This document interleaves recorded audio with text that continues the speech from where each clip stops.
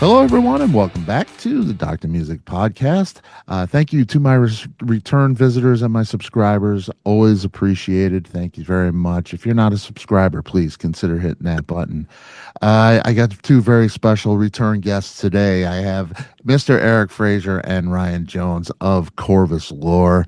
It's so great to have them back, and an exciting band in Corvus Lore. Rock and roll band based in the Bay Area of California. Ryan is a guitarist and the singer of Corvus Lore, and Eric is the lead guitarist for the band. They've shared stages with Richie Kotzen, Eric Martin, Tesla, many, many more. They have just released a single called Feather Me Through. Interesting title it is, on the Valley of Fire Records label. And we're going to find out if they have more where that came from. And, that interesting title, Feather Me Through, man. Very cool. Ryan, Eric, it's great to have you guys, man. Scott, it's awesome to be back. Thank you for having us. A true pleasure to connect with you and your audience once again. Absolutely, man. It's great to have you. Well, the air's a little thick these days. I look at my Facebook feed and all I see is love for Ozzy. Um, I want to ask you guys about that. I know you guys are a rock and roll band, and you're veteran rock and roll band. You came up in that time where Ozzy just spanned such a large time and so influential on so many people.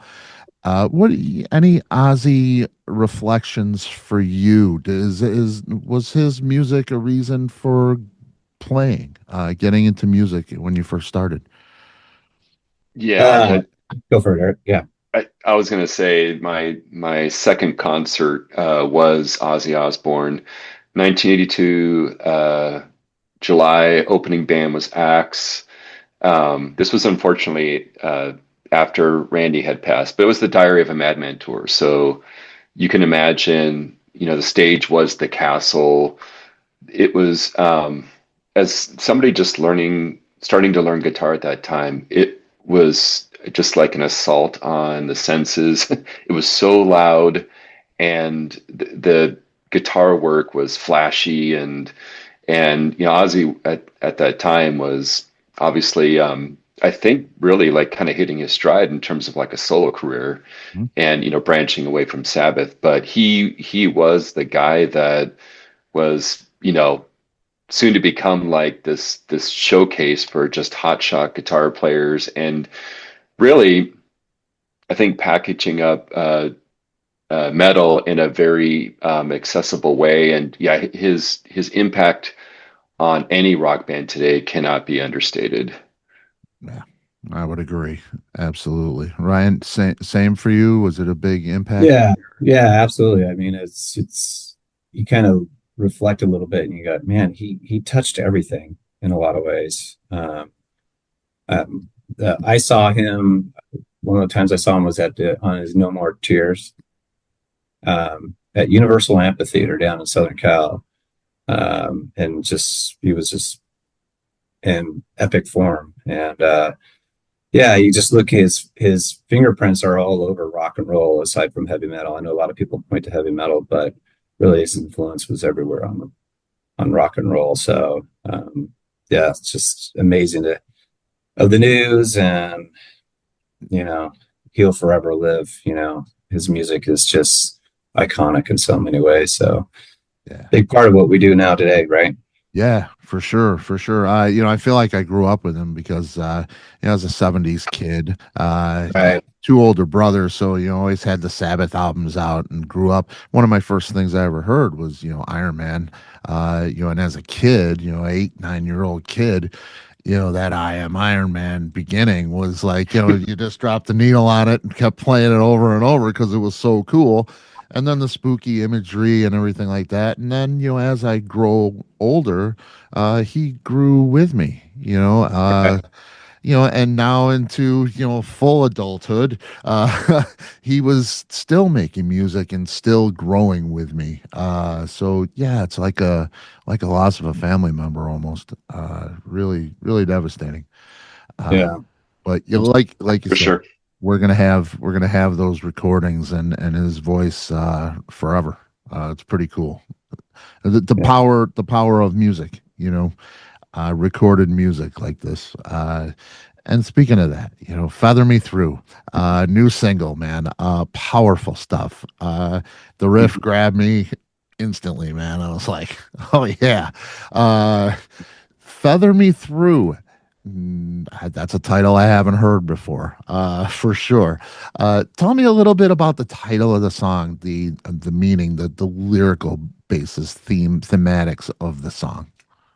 Yeah, sure. So it's a tough subject, but the song really dives into my how I've been dealing with my dad's passing, Mm, which was last year. And the title itself is really just about going through that process, him moving on, and me trying to find a way just to like grapple with all that, and looking for strength and resilience and understanding and all that stuff. So feather me through is kind of like about my journey where it's been a delicate process for me, and to get me to a greater place of understanding. So kind of in a nutshell, really, I'm oversimplifying it, but yeah, it's about my process of going through the loss of my dad. yeah. I'm sorry for that.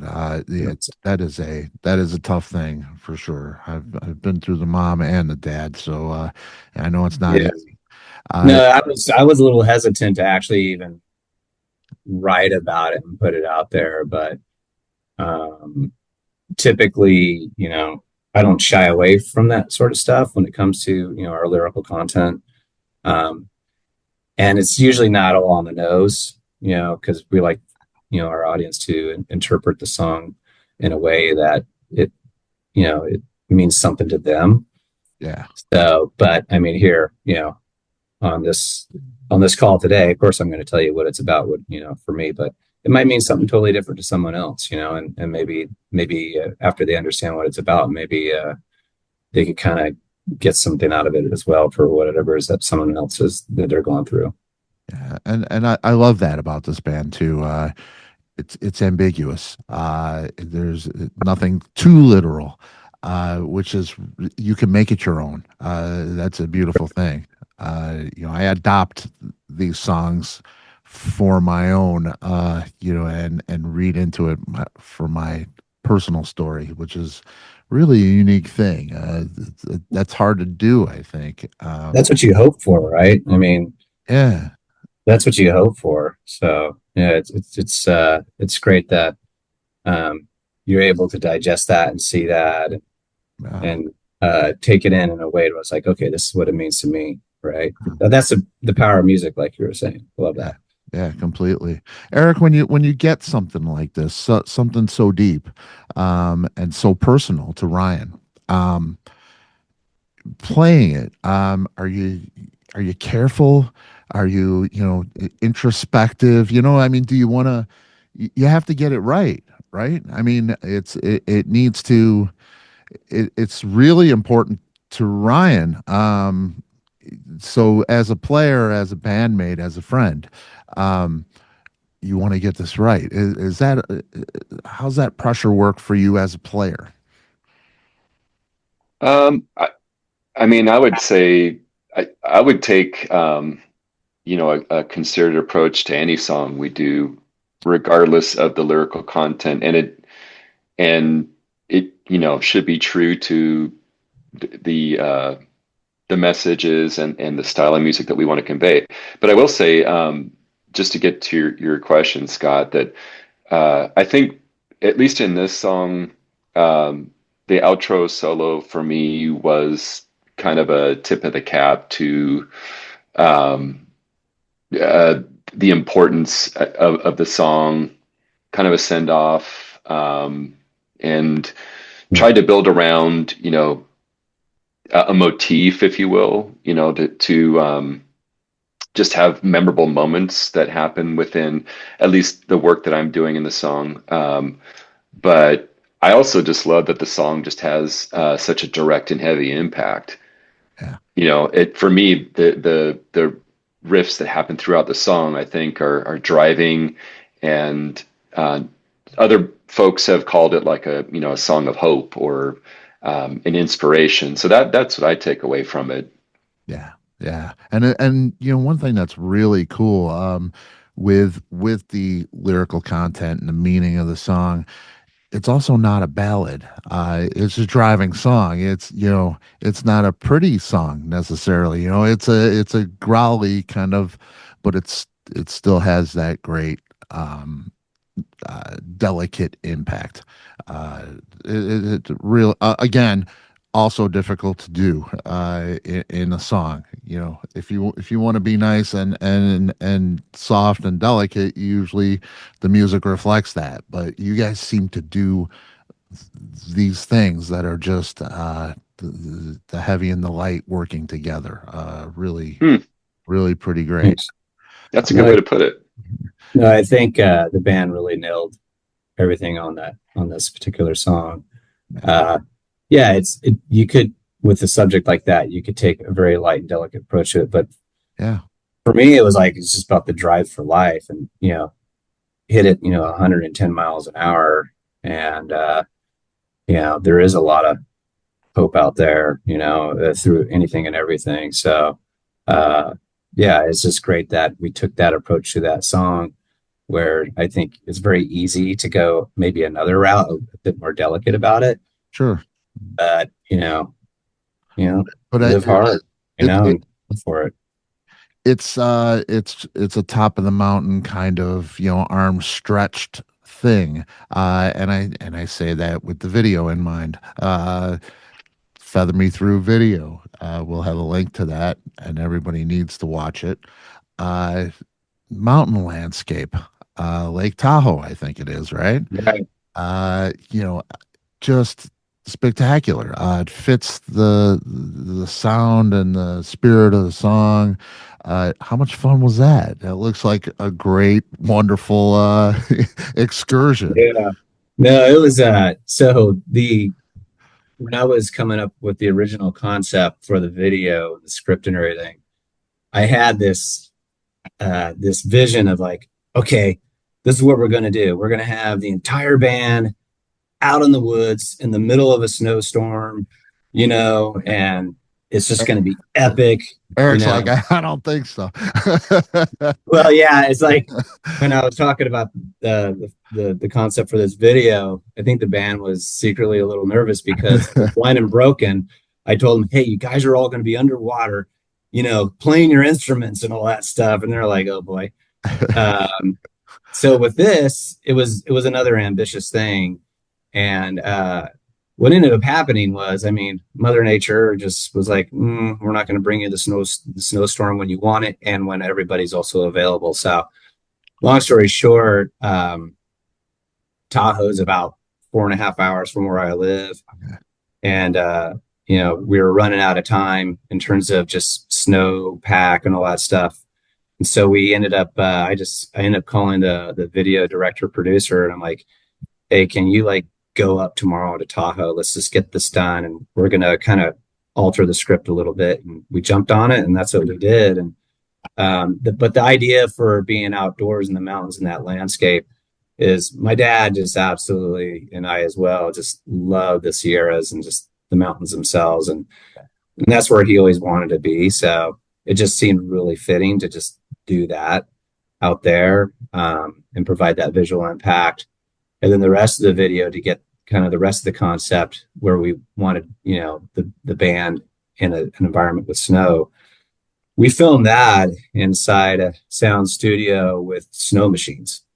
So it was pretty cool. I mean, in today's world where everybody expects everything to be AI, Yeah. no, this is all legit. It's really cool. So it was a lot of fun to do that inside with all this snow blurring around inside the building stuff. It's pretty cool. It was also like it was like a first time, not only for our film director, but also in that studio. Like, right, Ryan? Like, it wasn't like anybody knew, oh, this is exactly how you use the snow machine, and we'll put it right up No. here. And there was actually a lot of thought, even like on the spot, put into how you get the snow to look like, wind turbines, and so the fans were blown a certain way, and man, but we really, really are just super proud of the way it turned out. And you Yeah. should be. It's pretty sensational. You No, guys thanks, got the man. video thing going, for sure. That's the videos are always cool. Yeah, there'll be a link there. Check it out, everyone, Yeah, I please. think the videos are important because it's a huge part of the storytelling, right? Yeah, yeah. And So we I try to think put a lot of there are more people watching. The MTV generations are gone, and that MTV thing is not music television anymore. But YouTube is a thing. Uh, People are all over it. So your videos do get seen, just not on the MTV networks. But people are taking it upon themselves to see these things and view them, and it's pretty great. When you're making stuff like this, it really helps the single for sure. So Right. Yeah, sorry, Scott. I had yeah, a musician friend locally, like a month ago when I told him we were working on this video and how it was coming together, and he said something like, "Oh, do bands still put together videos?" And I was thinking, I mean, even if you just look at it from the aspect of trying to get a song out there and trying to keep momentum going, right? And if you have a video, then there's so many different ways that you could present it, slice and dice it, show different aspects of the song. I just thought it was a very kind of almost like short-sighted thought of like, the relevance of videos in today's, music world. yeah, yeah, and like everything in the business, it's changed. The way we package, the music. It used to be a record, and then it moved to a CD. Now it's all in the air somewhere. But it's all in the way you present it to people. I think in the way you package it, and the way it's you make it bright and fresh and new. And this is one of those things. Yeah, it's not on the MTV network, and we don't have video shows anymore, but people are going to get it themselves. It's not being fed to them necessarily. But it's still being seen, and that's the beautiful thing. And when you put out a piece like this, it grabs attention. It really does, because it's obviously well done. You didn't do it, in at the spur of the moment with, somebody's iPhone. It was there's Yeah, some everybody's a video thought. director nowadays. Yes, Yeah. and being a photographer, it's like everybody's a photographer. Oh, this is true. The other thing too, Scott, is it gave us a vehicle for showcasing our new band member, Johan, and I think that was super important to the band. Yeah, and that's cool. And I wanted to get into that. And you losing a member, it can change the band dynamic. It can change the way you work together. It can change the sound of the band. All of these things, and especially it's an original member, that you lost. So that addition, did it change the sound of the band? Has the band dynamic changed?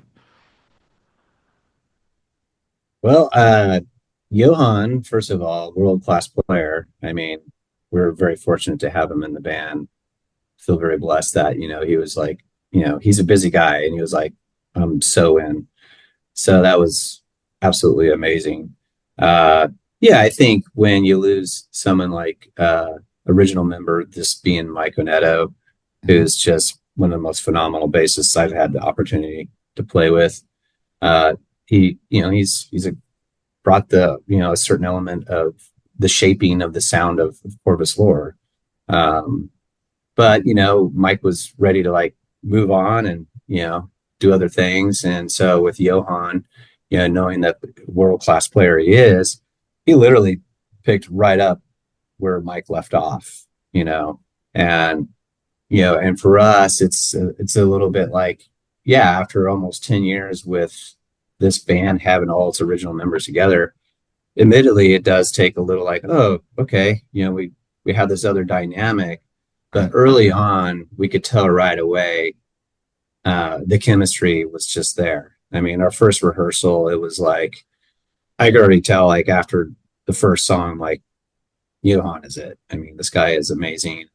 Um, Not only is he just a world class player, but he's just a world class guy. So Uh, yeah, we're just now getting started with Johan, and we already see some of the fruit that he's going to be bringing to the band. He definitely brings a nice added dynamic to the band that will still be able to carry Corvus Lore in a way that we always have in the past. So we're pretty pumped to have him on board.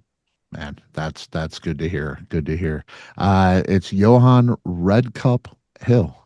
Uh, there's got to be a story behind that one. I mean, Scott, even if you take a look at the bass that he's using in the video, he's actually got red solo cups on the tone and volume knobs, all the way down to the way that his beard is adorned, with the red dye in it. Yeah.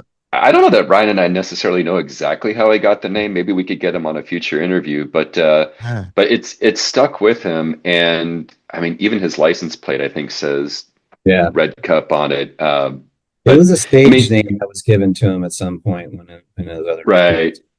Wow. Yeah, he's toured the world with other bands. He's been a tour manager. He works with Gretchen Menn, who Oh. is like a local Hmm. guitar phenom. And so he's definitely and immersed in many different styles of music. And I think that it brings to our band like different variety of styles, a level of professionalism, and to Ryan's point, really just kind of like shot in the arm and just energy, because bringing in a new band member, it's not an easy task, and it actually gives you a chance to reflect on the songs that you've created when you see it through the eyes of bringing somebody into the band and Yeah. just their observations. And so I've definitely welcomed it. Yeah. That's cool. That's cool. Gretchen Mann, Zepparella, right? Right. Right. Yeah, yeah. I've had Holly on the show, so Holly West. So yeah, it's got a great band, incredible. For sure. They do it well. Um, we're gonna get new music. We've got a single. We're gonna get more, right? That's You will be assumed. getting more. What was Yes, that? you will be getting more. That's cool. That's cool. How are you gonna deliver the new stuff? Is it gonna be singles, an EP? Are we gonna get a full length album? So we do believe we're going to release another single supported by another full production video. Nice. Because again, as we were talking about with the videos themselves, we just think that's such a powerful element for the branding of the band, and another great way for the audience to connect with Yeah. the band too, right? So we love the videos and understand their impact. So we'll do another single, full production video, and then I think we'll release the full length album. So the album will be like 9 or 10 songs, somewhere in that ballpark. Fantastic, fantastic. Going into the record, any specific intentions? Anything you wanted to highlight that you had maybe had a little of in the previous record with Lucida, where you wanted to do more of that, or anything you going into the record that you wanted to do? For me, I don't, I can't speak for Eric, but for me, it was more of just about like, gosh, we have all these other songs. I wanted them all on Lucida. We couldn't fit them all on Lucida unless we did a double album. So it's just a continuation in a lot of ways. It's just, Excellent. it's just feeling blessed that we have a lot of great material. At least we feel like we have a lot of great material and just want to put it on another record, really. So in terms of just like the style of songs themselves, and did we have a certain mindset with where we wanted to approach it? No, not necessarily. If it's a good song and we felt it was a good song and the label liked it, then it goes on the album. Yeah. There's really no secret sauce to The it. only thing I would add on to that is definitely an exploration in just a different approach to production, style of songs.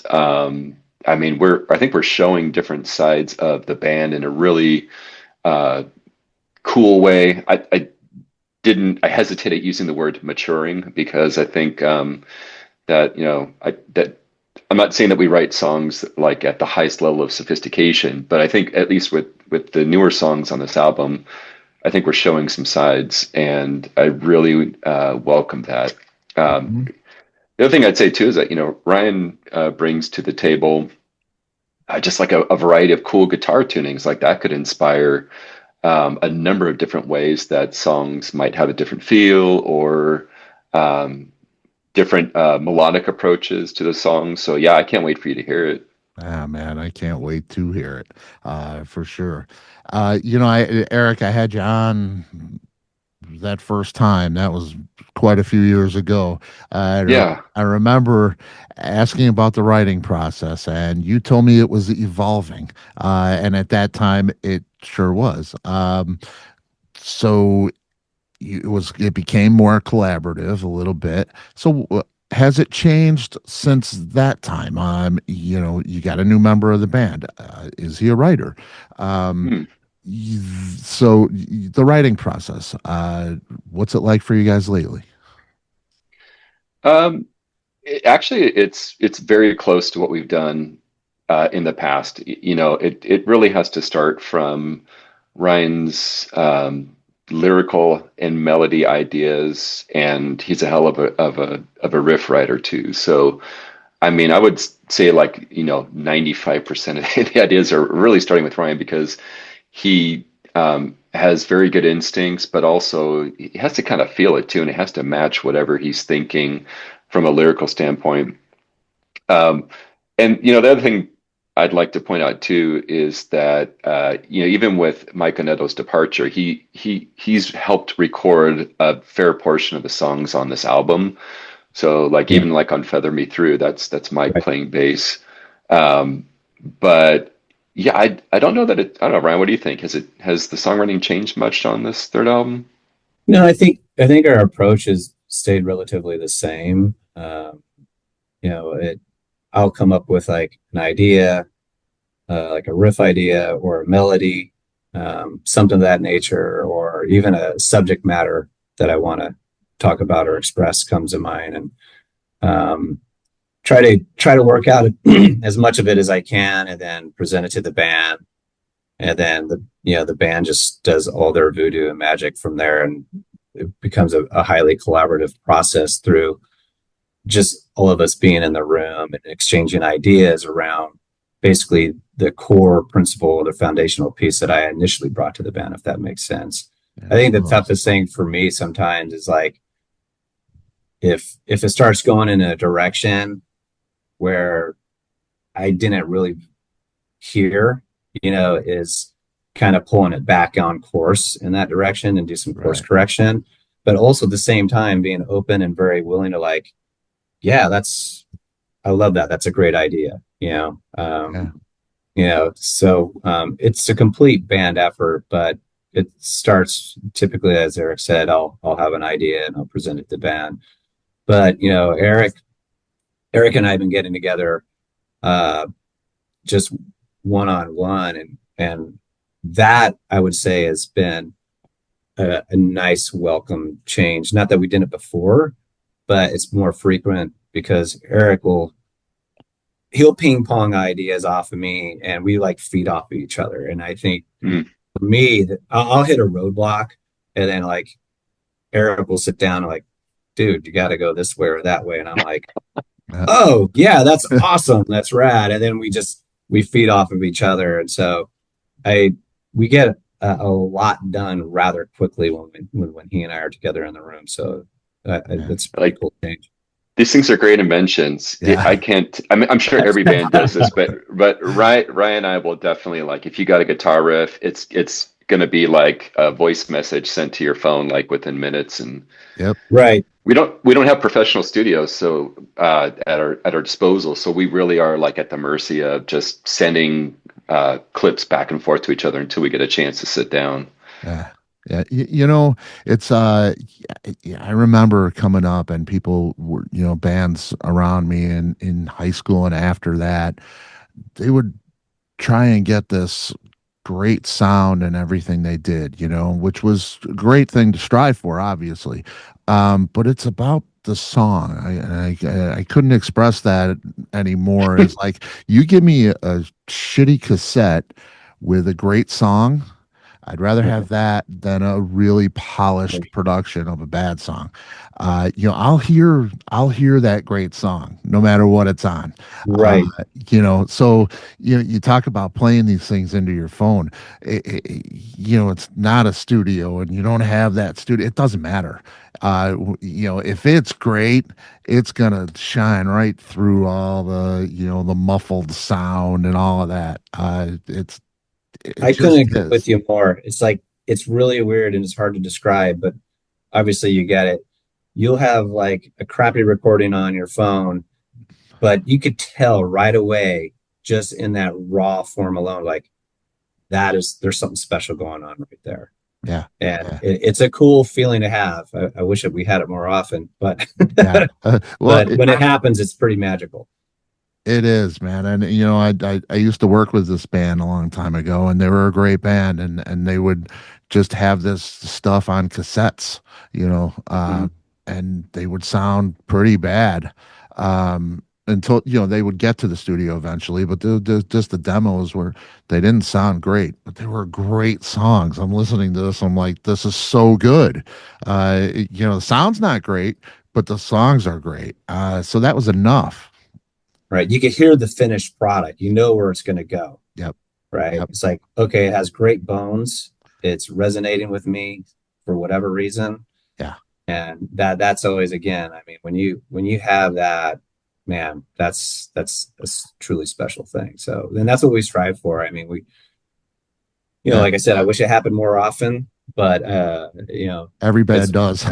yeah, well, it's all about the song, right? I mean, we're trying to strike a chord with the audience, and why is that an earworm to me? Why is that special to me? Why am I hung up on this? hmm That's what we're striving for, right? Yeah. Oh, Yeah, definitely. the other thing I'd say too, working with a great producer. So like we, do a fair amount of just pre-production. I mean, just like prepping songs before they get to the recording process. But, having someone like Tim Narducci who can listen to something not only objectively, but also he understands like where the band is trying to go and like for the most part, like what we want to do with the song. But just having that sounding board, having someone, asking like the provocative questions around Right. drum times or when because I've heard other bands that just do it all on their own and basically have no outside perspective at all, and I'm not saying that outcome is always bad, but I just see all of the upsides of working with somebody that can give you kind of that direct feedback while you're recording. Yeah. Yeah, Yeah. and being open to it. I mean, Tim Narducci is a tour de force. Yeah. I mean, yeah, he's been. I mean, his fingerprints are obviously all over the album. And again, going and working with somebody like that, it's also about being open and receptive to like, I know you played it this way probably for Lord knows how long. I'm really telling you, you probably need to play it this way now. And you're like, Yeah. huh? No, it's like, great. And all of a sudden on the fly, you're having to like maybe entertain and then change things just like that. And so, yeah, but it's being open and that's the part of the writing process, right? And the Yeah. end goal is like, okay, what is going to provide the best end result and the best song possible? I mean, that's all what we're interested in. And obviously having it really still hit close to home to your heart and mind. So, Yeah. And there's so much trust there. When your producer tells you, I want you to do it completely right. different than what you've been doing, you're like, all right, who is this guy? This is my song. That kind of thing might come up. Right. No, totally. But Yeah. that's what Eric is really, chiming in on, where it's like, my advice is, if you hook up with a great producer, like we've been fortunate to do with Tim, um, you better jump on that. I Yeah. mean, and be open. It makes a huge difference. I mean, Yeah. in a lot of ways, Tim is the fifth band member. Yeah. Yeah, it's pretty cool. And Tim, singer for the Watchers, he does some cover Mhm. stuff. A label mate on Valley of Fire. So Talented cat. Yeah, man, it's pretty cool. And I wanted that, I saw that he does like a ZZ Top tribute. I know Right. Eric, you've done tributes, you played some Latin stuff. Um, Yep. the tribute band, I see so much and they do so well. They always say if you want to make art, have your own band. If you want to make money, join a cover band. Uh, but I think to myself, is it difficult to go from playing, foreigner tunes and playing like Mick Jones over and over, or playing, like whoever, and then making your own original music? Hmm. Who am I kind of thing? What do I sound like? Is that difficult when you're playing in cover bands to do like Tim does original music Right. while he plays in a cover band? Would it be hard to bring Billy Gibbons into that original music? Is it hard? Does it get hard to find your own identity?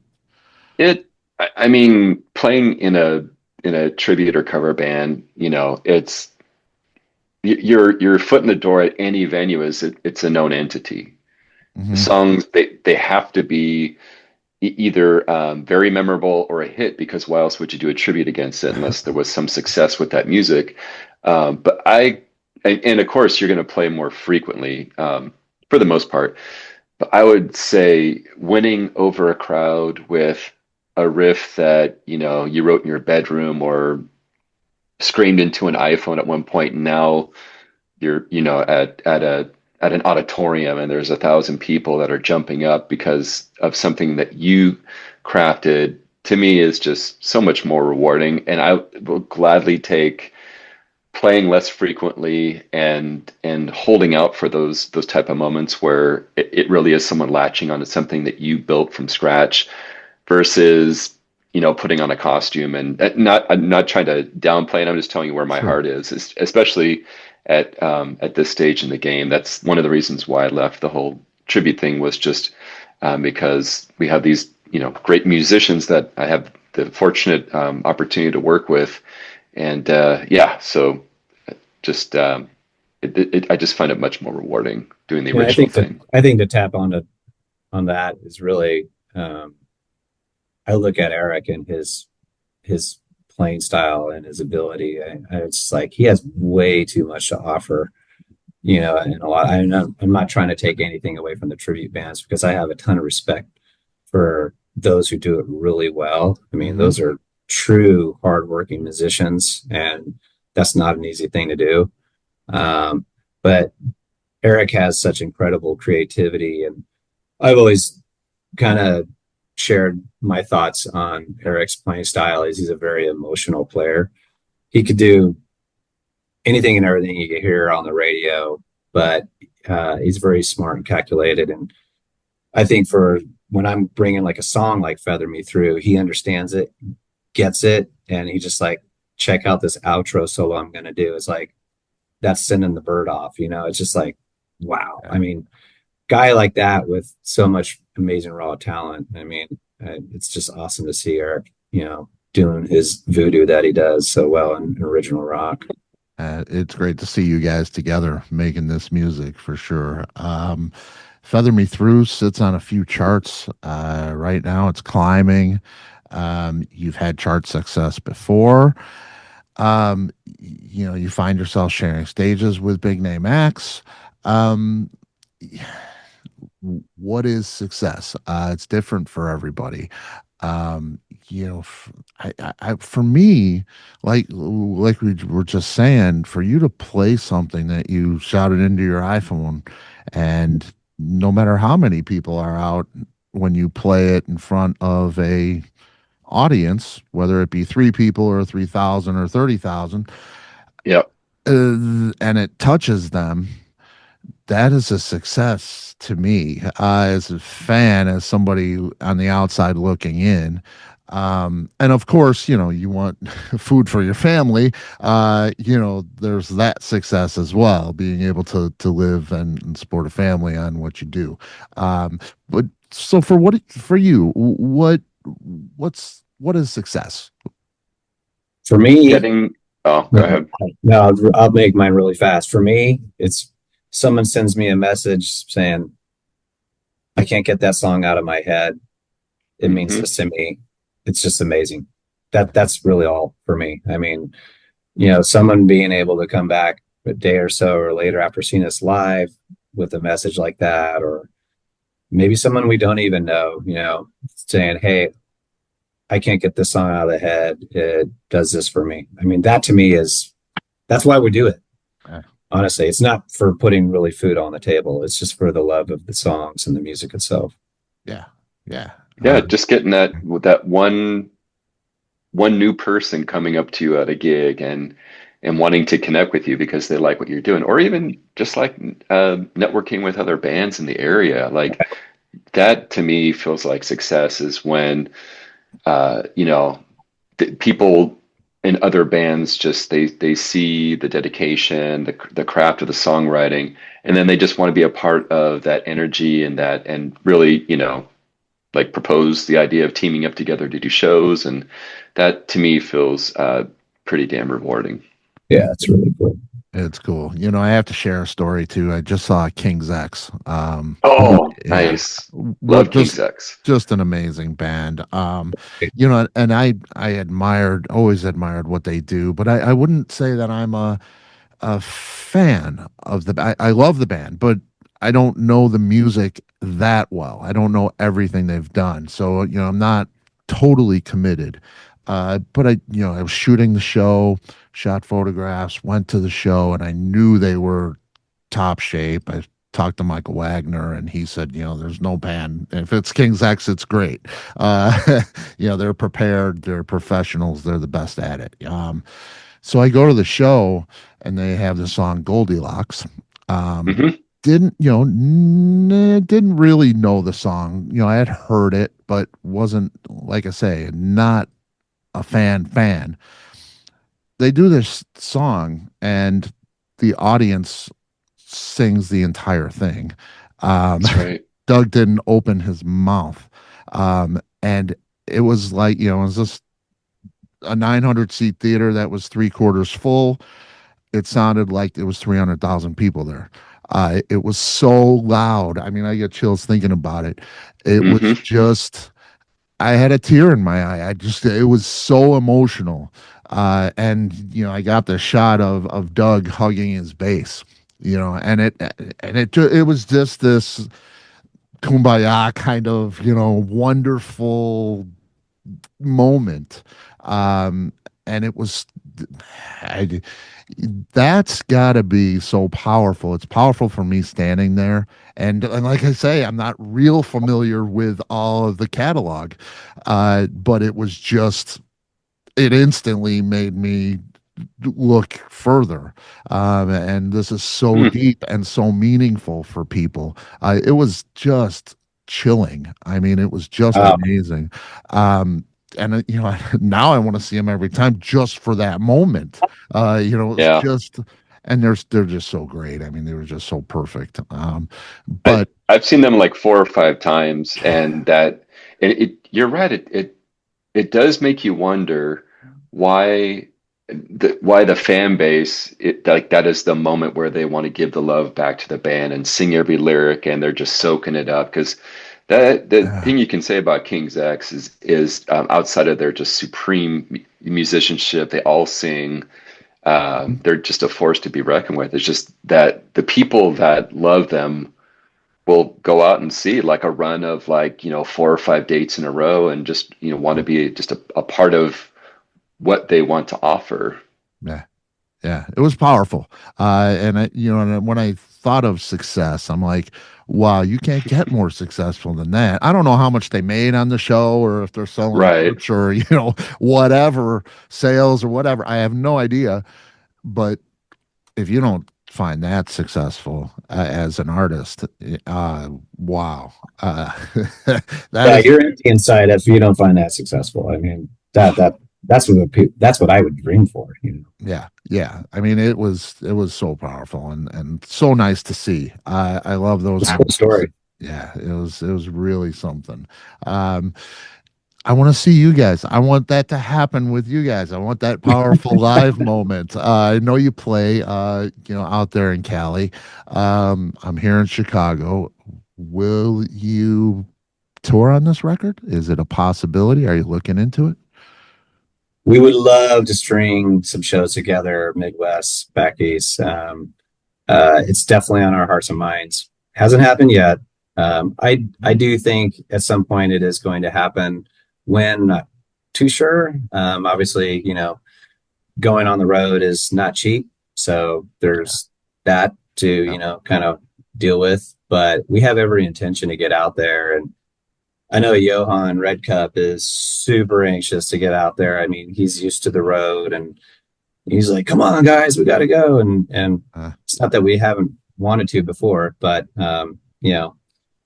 it's a lot of work, as I'm sure you're well aware of. So, but I'm optimistic that we'll be getting somewhere in the Midwest and back east, within about a year or less. Yeah, man, that would be great. It would be really cool. Thanks so much, you guys. I so appreciate what you do, the music, and you're a great person. I love you guys, man. I love having you on. Likewise. Yeah, please, Yeah, come absolutely. back and see me, and we'll just follow this wherever it goes, for sure. Yeah, no, thanks for having us back again. Really Yeah, appreciate, connecting with you again, Scott, and your audience. So yeah. you do important work. So don't let that escape you. So very Thank you. cool that you're marching forward on all this. This is rad. I am so pleased to do it, man. Yeah, all the links are going to be in the description. Corvus Lore, check them out. Can't wait for the album, guys. Thank you. It's great, Appreciate man. it. Yeah, come visit again. Okay. I'll see you guys. Take care. Rock on. Bye. See you.